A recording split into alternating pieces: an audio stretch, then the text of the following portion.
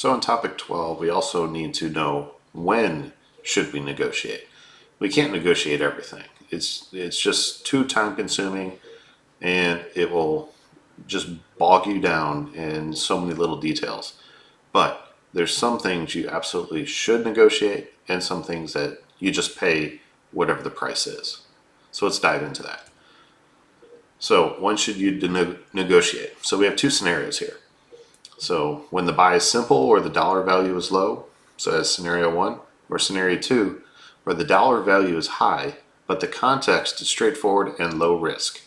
So which one would you negotiate?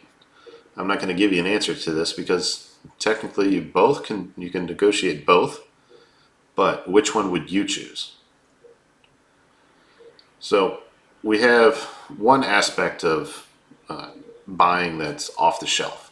A commercial off the shelf good, or you go to Staples or whatnot, you're going to pay the price that's on the shelf. You can't negotiate that. But there's other areas that you can negotiate, like a car. You can negotiate a car. So that might be, you can negotiate that in the critical phase, or in the critical section here. The complexity of the market is high, and then the importance of the category is high. That's a huge purchase for a person. The only thing larger than that might be a home. The car being $40,000 and a home being, let's say, $150,000, $300,000, whatever range you're looking for. So it's critical on these large purchases that you get it right and do the best that you can in negotiations. Now, for your own business or the organization you work for, there's going to be other areas that you might want to try. For example, under the leverage, we might want to set it out there for people to bid on that business. If we're looking for a service provider to provide facilities cleaning, well, yes, we can call somebody and they can give us a quote over the phone, but is that the best price? So if we tell them, hey, we want the building cleaned, the entire building, from mopping the floors to dusting the vents in the ceiling, well, we got to negotiate, because we might say this is everything we want, but they come back with a price that it's just not acceptable to us. So there might be some negotiation. They'll lower the price if we take some of those duties off the list. So if there's a bottleneck, we can also negotiate there. How can we get more of that product? Because the bottleneck might be your supplier and their production is only so much, but how can you get a bigger piece of that pie for your company?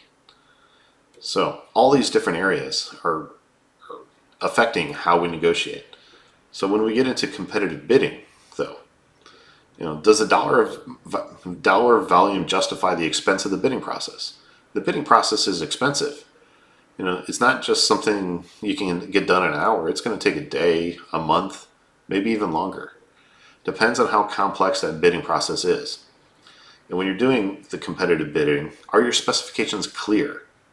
They need to know exactly what you're bidding on and that everybody understands what's being bid on. So you can say, company A bid this and company B bid that. Well, did they bid on the same exact thing, or did one not understand the specifications? Is there an adequate number of suppliers? So you might your company might have something where we want 3 bids minimum for a competitive process. If you can't get 3, well, you might have to look into it, because maybe you need to invite a company to bid. Another option might be that might affect you is you get too many bids. So you might be able to narrow it down once you assess the health of the supplier. That could be another aspect of how you're looking at them. Add in a financial aspect where they have to tell you about their financial situation. So you can make sure that if you do get into a contract or something like that, that you're going to make sure they're going to provide that service as long as the deal is agreed to, or the contract is for. So, and are your suppliers willing to bid aggressively? Some suppliers may bid just to bid, but some suppliers might actually put the time and effort into bidding properly and give you a good number. Some might bid such a ridiculously high number just so they can say they bid, but they really don't want your business. And then there's some that will lowball it, and then they'll come back to you later and say, well, this wasn't in our bid. So you might then have selected them, awarded it, but now they're coming back to you for more money. So you got to make sure that they're bidding properly, and are they bidding against each other where they know each other's bids, or is it a sealed bid or something of that nature where they don't know what the other company has bid? And do you have enough time? It's great to have this process, but if you need that product next Monday, is this going to be fast enough for that? It's very unlikely that will happen. But if you need this in 3 months, can you do a competitive bidding process? Very likely you can. So think about this. This competitive bidding process, buying it off the shelf, negotiation, all these things are different ways you can get the materials you need for your company and in your personal life. So if you have any questions, send me an email, and I look forward to seeing you in the next section.